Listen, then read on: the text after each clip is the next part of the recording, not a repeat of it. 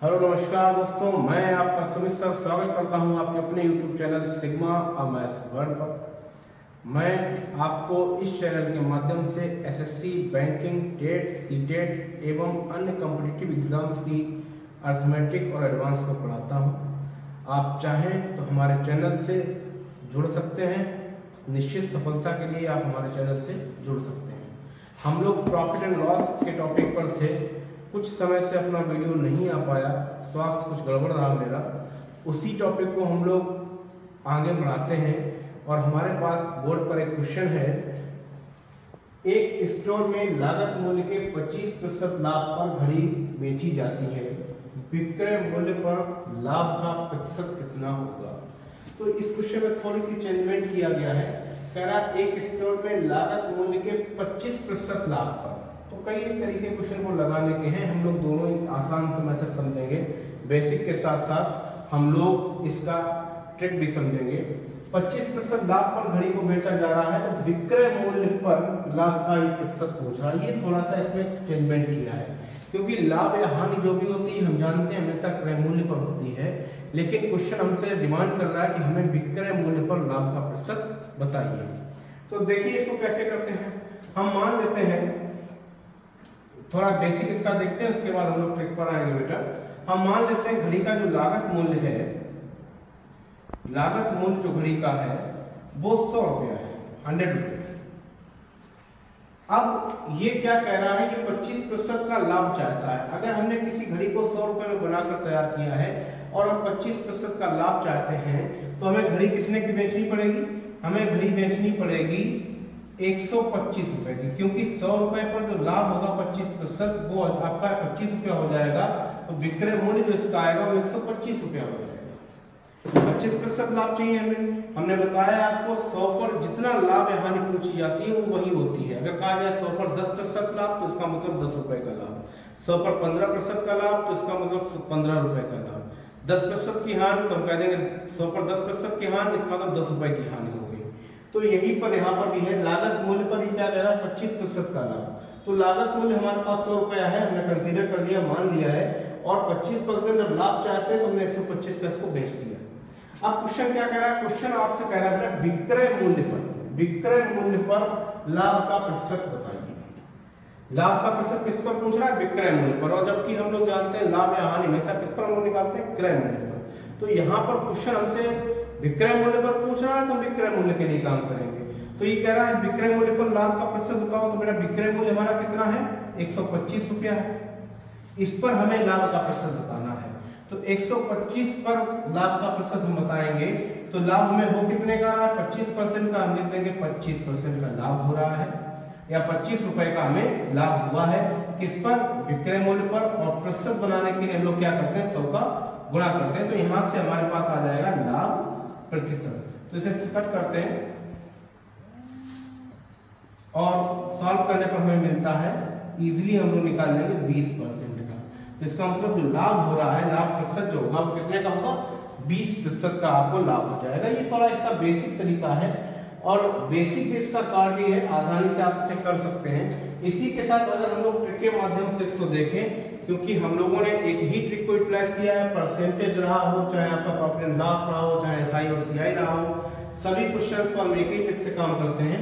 तो वही यहाँ पर भी करना है। कह रहा 25% का लाभ हो रहा है तो लाभ को रिप्रेजेंट करेगा हमारा पॉजिटिव साइन। अगर हानि होती है तो माइनस साइन लगाते हैं, लाभ हो रहा है तो हम लोग प्लस का साइन लगाते हैं, जिससे हमें याद रहे कि हमें करना क्या है फ्रैक्शनल वैल्यू के साथ। तो 25% का मतलब क्या हो गया? 25% का मतलब हो गया, अगर इसकी फ्रैक्शनल वैल्यू हम देखें तो 25% का मतलब हो गया 1/4। अगर 25% की हम फ्रैक्शनल वैल्यू निकालें तो क्या आ जाएगा? 1/4। इसका मतलब हो गया कि किसी वस्तु को पर अगर हमने 4 रुपए का खर्च किया है और या 4 रुपए का बेच रहे हैं तो उस पर 1 रुपए का हमें लाभ होगा। तो बेच रहे हैं, लाभ कितने का हो रहा है? 1 रुपए का, क्योंकि ये लाभ पर ही घड़ी को बेच रहा है। तो इसका मतलब यहां से इसको ऐड करके लिखेंगे तो आएगा 5/4। तो ये हमारा हो जाएगा विक्रय मूल्य, एसपी हो जाएगा, और ये हमारा हो जाएगा लागत मूल्य कह दें या कॉस्ट प्राइस भी हम लोग कह सकते हैं, जो हमने उस पर खर्च किया, अपना इन्वेस्ट किया है। तो क्वेश्चन हमसे क्या पूछ रहा है? विक्रय मूल्य पर लाभ का प्रतिशत बताइए। तो लाभ हमें बेटा कितना हो रहा है? 1 रुपए का ही तो लाभ हो रहा है। किस पर? विक्रय मूल्य कितना है? 5 पर। और इंटू हम क्या करेंगे 100 कर देंगे प्रतिशत बनाने के लिए। तो यहाँ से आपको इजीली आसानी से आंसर मिल जाएगा 20%। उम्मीद है आपको ये टॉपिक समझ में आया होगा, ये क्वेश्चन आप समझ पाए होंगे। मिलते हैं हम लोग अगले प्रश्न पर। देखते हैं हम अगला प्रश्न। अगला प्रश्न हमारे पास है बेटा, एक दुकानदार को 30 रुपए में छाता बेचने पर 20% का अभिलाभ होता है। यहाँ पर कह रहा है 20% का अभिलाभ मतलब लाभ होगा। अभिलाभ से मतलब हमारा होता लाभ होगा। क्लियरेंस सेल के समय वह 10% की छूट देता है। सेल के दौरान उसका अभिलाभ प्रतिशत ज्ञात कीजिए। तो क्वेश्चन हमसे कह रहा है कि जो दुकानदार है किसी छाता को बेच रहा है 30 रुपए में, और 30 रुपए में छाता बेचने पर उसे 20% का लाभ हो जाता है। फिर वही काम वो क्लियरेंस सेल में करता है और 10% का उसी पर डिस्काउंट देने का काम शुरू करता है। तो जब वो डिस्काउंट दे रहा है तो उस दौरान, सेल के दौरान उसका अभिलाभ प्रतिशत क्या रहा? देखते हैं, आसान क्वेश्चन है, इजीली हम लोग इसे कर लेंगे। वही अपना पुराना ट्रिक उसी के माध्यम से हम लोग करते हैं। कह रहा है 20% का अभिलाभ हो रहा है, तो लाभ के लिए हमने आपको बताया प्लस का साइन लगा दो, 20% हम निकाल लेंगे। क्योंकि हम इस क्वेश्चन को तब तक अच्छे तरीके से नहीं कर पाएंगे जब तक इस पर हमें क्रय मूल्य या विक्रय मूल्य ना मालूम हो। विक्रय मूल्य तो उसने दे ही दिया, 30 रुपए में छाता बेच रहा है, तो बेचने का मतलब ही होता है विक्रय मूल्य। तो दिया क्या जा रहा है, एसपी आपको दिया जा रहा है। एसपी इसने दे दिया है आपको 30 रुपए का, और ये डिस्काउंट की बात करता है।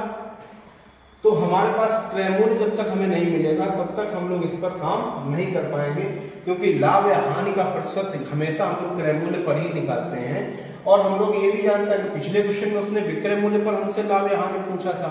इस क्वेश्चन पर वो हमसे कह रहा है कि सेल के दौरान अभिलाभ प्रतिशत ज्ञात कीजिए। तो ये नहीं कह रहा कि क्रय मूल्य पे निकालिए, विक्रय मूल्य पे निकालिए। तो लाभ या हानि हमेशा क्रय मूल्य पर होता है, हमें इसको क्रय मूल्य पर ही सॉल्व करना पड़ेगा। तो सबसे पहले हम लोग क्या करेंगे, इसका क्रय मूल्य निकालेंगे। तो 20% का लाभ हो रहा है। 20% की अगर फ्रैक्शनल वैल्यू हम देखें तो 1/5 होती है। 20% का मतलब हो गया 1/5, 20/100 बराबर 1/5 लाभ हो रहा है। तो इसका मतलब इसको हम ऐड करके लिखेंगे, 5 रुपए की किसी वस्तु को बेच रहे हैं तो 1 रुपए का लाभ होगा। इसका मतलब वो वस्तु हम कितने रुपए की बेच रहे हैं, 6 रुपए की। तो ये हमारा आ गया एसपी और ये हमारा आ गया सीपी। ये हमने 20% अभिलाभ से निकाल लिया कि एसपी क्या रहा होगा और सीपी क्या रहा होगा। अब गिवन क्या है, ये एसपी हमें ले रहा है 30 और हमारे हिसाब से एसपी आ रहा है 6। तो ये 6 दिया जा रहा है, किसके बराबर दिया जा रहा है, 30 के। तो ये इसका बेटा कितने गुना है, तो देखेंगे 5 गुना है। तो इसी तरीके से हम 5 का भी 5 गुना कर देंगे तो आपके पास आ जाएगा 25। तो यहाँ से एक चीज क्लियर हो गई कि एसपी ये आया है हमारा मूल्य में। 30 रुपए का वस्तु हम बेच रहे हैं और हम उसको बना कितने में रहे होंगे या खरीद कितने में रहे होंगे, 25 रुपए का। तो यहाँ से हमने ये निकाल लिया कि जो सेल दिए, जो ये विक्रय मूल्य दे रहा है उस हिसाब से उस वस्तु का क्रय मूल्य क्या रहा है। तो क्रय मूल्य आपने आसानी से निकाल लिया, क्या आया, 25 रुपया। अब वो हमसे ये कह रहा है कि क्लियरेंस सेल के समय वो 10% की छूट देता है। तो छूट को देगा किस पर, छूट तो तभी देगा ना, 30 रुपए का बेच रहा है, जब उसने बेच दिया क्लियरेंस सेल इसी पर हुआ होगा। तो 30 रुपए का जो छूट देगा, 30 रुपए पर ही छूट देगा ना 10% का। तो इसका मतलब ये हो गया कि छूट मिलने के बाद ही कितने का बिका होगा, 90 का। 10% की छूट हो गई तो मिला कितना उसको, एसपी मिला होगा, कितना मिला होगा, 30 रुपए का 90%। तो 30 रुपए का 90% जो आएगा वो 27 रुपया आएगा। इसका मतलब ये हो गया कि पहले ये बेच रहा था 30 रुपए का और क्लियरेंस सेल में इसने 10% का डिस्काउंट दे दिया। 10% के डिस्काउंट का मतलब है जो एसपी रहा होगा उसका 90% हमने गेन किया होगा। तो 30 का 90% हो गया 27 रुपये। तो पहले ये वस्तु को 30 रुपए में बेच रहा था, अब कितने में बेच रहा है, अब ये वस्तु को बेच रहा है 27 रुपए में। तो इसका मतलब ये हो गया, अब ये जानना चाहता है सेल के दौरान उसका अभिलाभ प्रतिशत क्या रहा होगा। तो देखो क्रय मूल्य रहा 25 रुपया, अब सेल के दौरान विक्रय मूल्य जो आया है वो हमारा 27 रुपये। आज लिख सकते हैं सेल के दौरान, सेल के दौरान विक्रय, सेल के दौरान जो विक्रय मूल्य आया है कितना आया है, 27 रुपए। तो 25 रुपए में हमने किसी वस्तु को बनाया या हम लाए और 27 रुपए का हम बेच रहे हैं, तो लाभ हमें कितने रुपए का हो जाएगा, 2 रुपए का। लाभ प्रतिशत बनाना है तो इंटू 100 करेंगे। लाभ या हानि बेटा किस पर होती, तो हमेशा क्रय मूल्य पर होती, तो क्रय मूल्य इसका कितना है, 25। तो यहाँ से इसको जब हम लोग सॉल्व करेंगे तो हमें मिल जाएगा 8%। तो अभिलाभ परसेंट जो आ रहा है कितना आएगा, आपको 8% का लाभ मिलेगा। किसके दौरान? सेल के दौरान। फिर से इस क्वेश्चन को आप देख लीजिए, बढ़िया क्वेश्चन है, आपको समझाया इसलिए इतना गया है, बाकी स्टेप बाइज आप करेंगे तो इजीली हो जाएगा कम समय में। एक दुकानदार को 30 रुपए में छाता बेचने पर 20% का अभिलाभ होता है।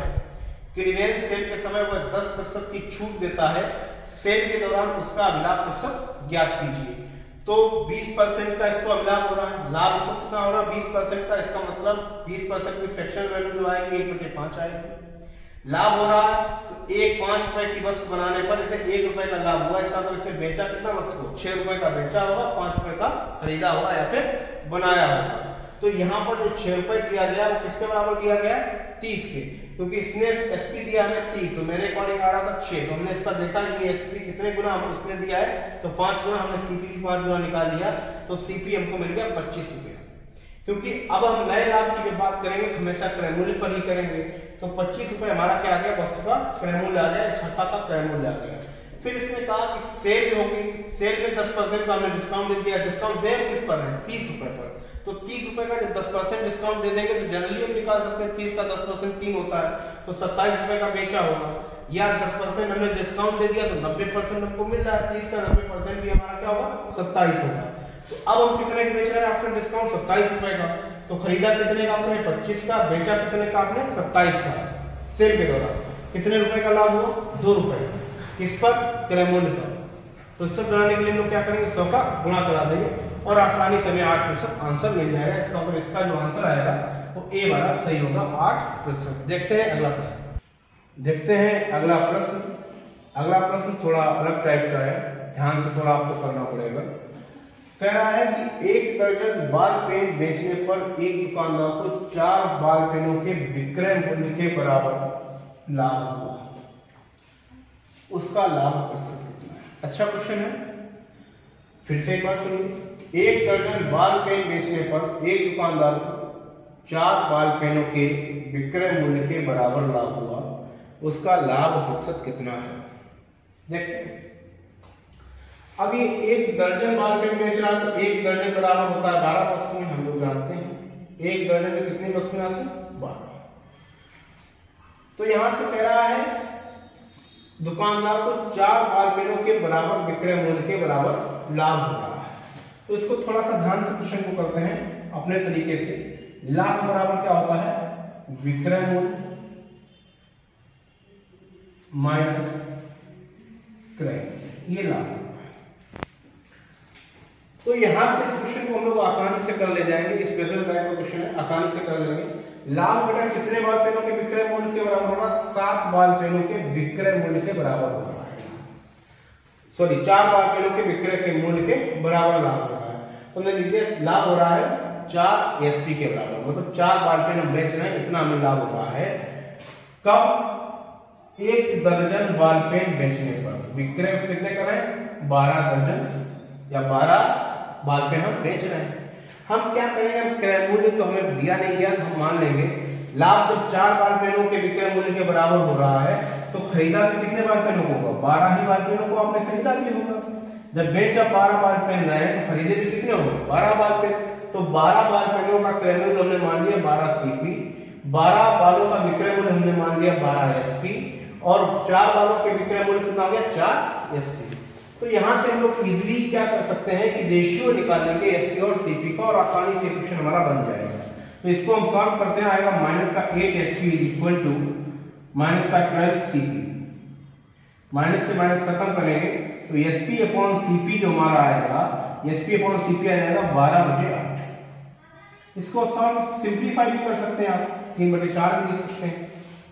तो जो अनुपात आया कितने का आया 3/4, 12/8 आ जाएगा एसपी अपॉन सीपी, तो 12/8 का मतलब हो गया 3/4।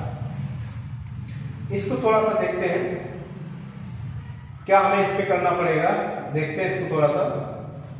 तो एसपी इस हिसाब से बन रहा 3 और सीपी बन रहा 4, तो फिर लाभ कैसे हो पाएगा, मामला थोड़ा सा कुछ गड़बड़ाया है। 12 माइनस 4 माइनस 12 करेंगे तो माइनस का 8 बराबर 12 सीपी, 12/8 हो जाएगा SP/CP, ठीक है। तो 4×3 सॉरी यहाँ पर 2 आएगा, 4×8, यहाँ पर 2 आएगा, 3/2। तभी हमने लाभ कैसे हो पाएगा, CP ज्यादा आ गया था, 3/2 आएगा। इसको 4 से हमने कट किया तो 4×3 12, 4×2 8। अब क्या करते हैं, यहां से एक चीज समझ में आ गई, क्रय मूल्य क्या आया हो 2 रुपया और विक्रय मूल्य कितना आया है 3 रुपया, इतना हमें मिल रहा है। तो ये हमसे पूछ क्या रहा है, ये हमसे बड़ा लाभ पूछ रहा है। तो जब किसी वस्तु को आप 2 रुपए में खरीदेंगे, 3 रुपए में बेचेंगे, कितने रुपए का लाभ होगा, 1 रुपए का लाभ हो जाएगा। अब कह रहा लाभ प्रतिशत बताओ, तो लाभ प्रतिशत या हानि प्रतिशत हमेशा किसमें बताई जाती है, क्रय मूल्य पर। क्रय मूल्य कितना है 2 रुपया है और ये प्रतिशत पूछ रहा है, तो उसके लिए क्या कर देंगे 100 का मल्टीप्लाई कर देंगे और इसको सॉल्व करने पर आपको आसानी से आंसर मिल जाएगा, जो कि क्या होगा आपका 50% होगा। फिर से एक बार से देख लीजिए, लाभ बराबर विक्रय मूल्य माइनस क्रय मूल्य, बेसिक से ही इसमें ट्रिक डाला हुआ है, आसानी से आप इसे कर सकते हैं। लाभ कितने बार ले लोगे विक्रय मूल्य के बराबर हो रहा है, 4 बार ले लोगे तो मैंने लिख दिया 4SP। विक्रय कितने बार ले लोगे कर रहे हैं 12SP, उनका क्रय मूल्य क्या होगा 12CP। तो यहां से हमने क्या किया, SP/CP रेशियो निकाले, जो कि क्या आया 3/2 आया। तो इसका मतलब क्या हो गया, इसका मतलब ये हो गया 4 से मैंने कट किया, 4×3 12, 4×8, 2 रुपए में किसी वस्तु को हमने खरीदा, CP जो आया वो 2 आया, SP का जो रेशियो आया वो 3 आया है। तो बेचा कितने का है 3 का, लाभ कितने का है 1 का। तो लाभ किस पर निकालते हैं, CP पर बटे में 2 इंटू 100 कर देंगे और आपको आसानी से इसका आंसर मिल जाएगा 50%। देखते हैं अब हम लोग क्या करेंगे, मिलते हैं अगले वीडियो पर। उम्मीद करते हैं ये क्वेश्चन आपको समझ में आएगा।